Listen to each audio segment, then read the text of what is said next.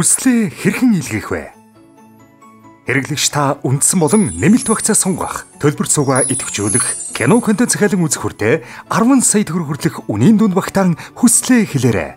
Та хоёр төрлийн суугаар хүслээ хэлэх боломжтой. DD-шин аппликейшнаар, гар утасны мессежээр, DD-ш аппликейшнаар хүслээ илгээхдээ админ дугаараар нэвтэрч орно. Хүслээ хэл баннер дээр дарна.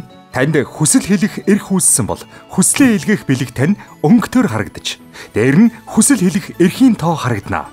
Эрхийн тоо үүссэн бэлэг дээр дарж орон хүслээ бичиж илгээнэ.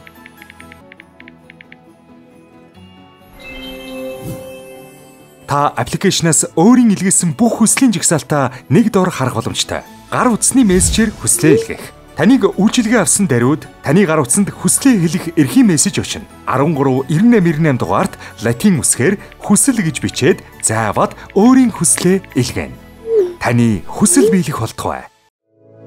DD-ш